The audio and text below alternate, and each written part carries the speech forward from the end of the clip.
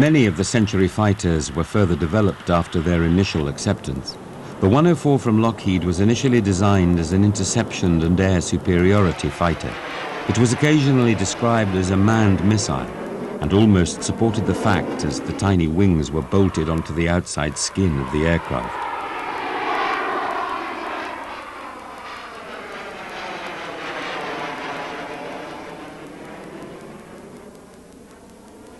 The Starfighter was also one of the very unforgiving styles of Century fighter. The German Luftwaffe lost over 200 planes in accidents, though little blame was apportioned to the plane itself.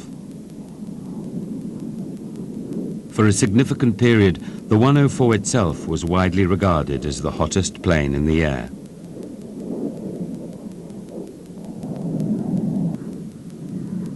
In spite of its initial testing problems with in-flight pitch-up, it went on to set and hold most records in speed, height and climb at one time.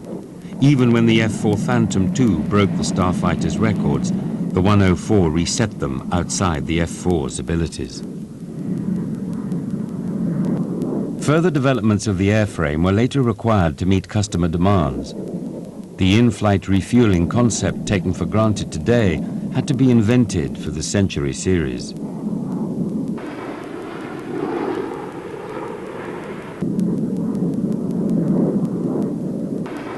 Significant retrofitting, though, was required for the 104 to be able to deliver successfully the unguided Genie nuclear rocket. With the plane's fuselage fully occupied with its engine and some concerns of how to provide separation before firing, led to an elaborate trapeze concept for launching the weapon.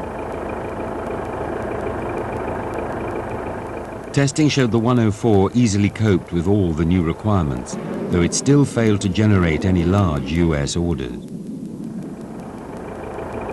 The Genie missile was powered by a Thiokel Tu-389 rocket motor and was unguided, relying on its 1.5 kiloton nuclear warhead to ensure a kill. Launch weight was 822 pounds and maximum velocity was Mach 3.3. Snap-out fins gave the missile stability during flight. The range was about 8 miles, and flight time to target was about 12 seconds.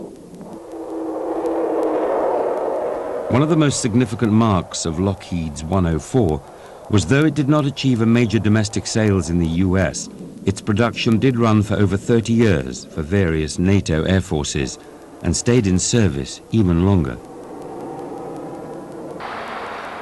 On June the 11th, 1954, the US Air Force authorized a contract, North American's next fighter project, the F-100B fighter bomber. On July the 8th, the Air Force notified North American that the designation for the project had been officially changed to F-107A. Since this aircraft was so vastly different from the original F-100A, it deserved a completely new fighter designation.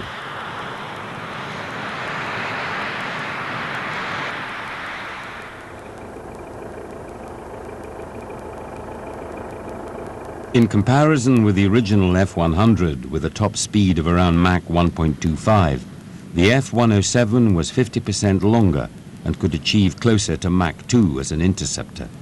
Also, moving the engine intake from the nose to the top of the fuselage just behind the cockpit allowed for conformal storage inside the fuselage of various nuclear weapons. The first F-107A took off on its maiden flight on September the 10th, 1956 at Edwards Air Force Base, with North American's test pilot Bob Baker at the controls. It went supersonic on its first flight, although there was some minor damage upon landing when the drag chute malfunctioned and the aircraft overran the end of the concrete runway and ended up in a ditch. The aircraft was quickly repaired and flew again 3 days later. The F-107A found itself in direct competition with the Republic F-105 Thunder Chief for production orders. In March 1957, the US Air Force decided to go with the F-105, and the F-107 was relegated to aerodynamic testing duties. The North American F-107 is widely regarded today as one of the best planes never to go into service.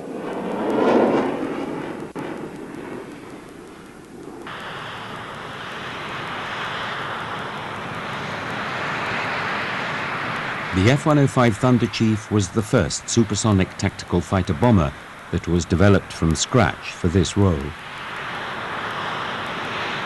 All others before it were adaptations of aircraft that had originally been developed as pure fighters.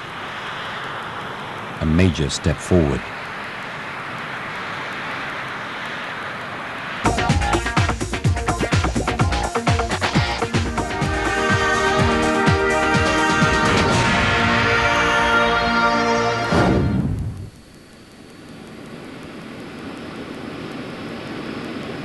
The Thunder Chief has the distinction of being the largest single-seat, single-engined fighter ever built. Although designed for the nuclear strike role, the Thunder Chief gained distinction for the role it played in the Vietnam War in delivering conventional ordnance on targets in the north.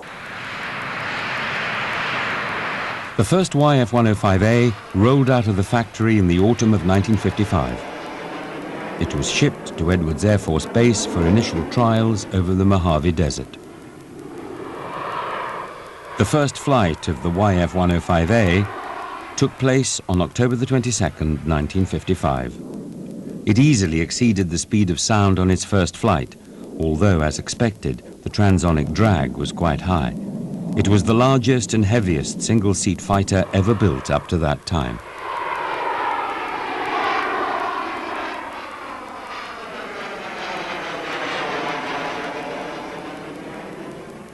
On January the 30th, 1957, the YF-105B, equipped with a new Pratt & Whitney J75 turbojet engine, took off on its first flight.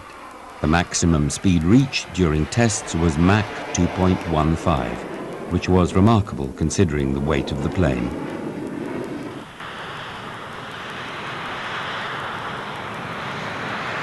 Interestingly, the Convair F-106A was to use the same Pratt & Whitney J75 engine as the Thunder Chief, though later development saw it fitted with an even more powerful version of the J75. In mid-1957, the F-106A was given the popular name Delta Dart and went on to be regarded by many as being the finest all-weather interceptor ever built. It served on active duty with the US Air Force for almost 28 years, much longer than most of its contemporaries.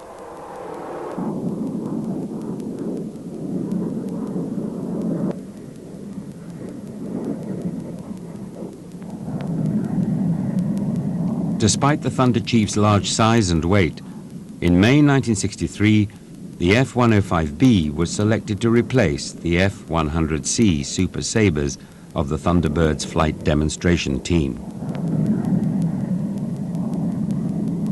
The Thunderbirds team flew a few demonstrations with their F-105Bs, but a serious accident occurred in the same month.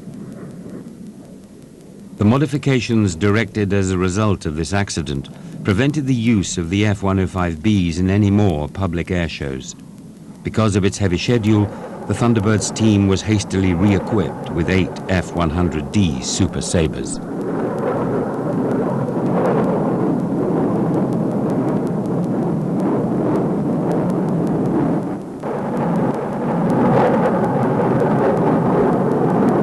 Here, the Thunderbirds are putting their Huns through one of the display sequences they've become so well known for. The F-100Ds remained with the Thunderbirds until 1969, when the team was re-equipped with F-4E Phantoms. Right on in.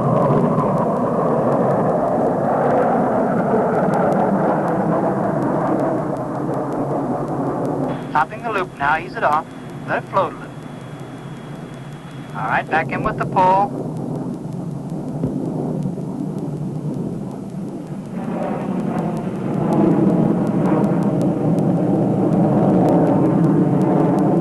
Now let's ease it off and play the deck.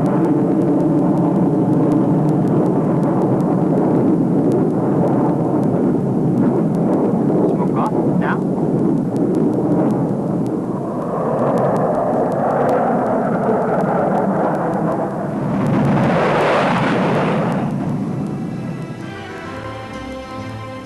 Though many of the Century series of fighter aircraft had their inherent flaws, all of them played extraordinary roles in the development of today's aeronautic technology. They have truly made their marks.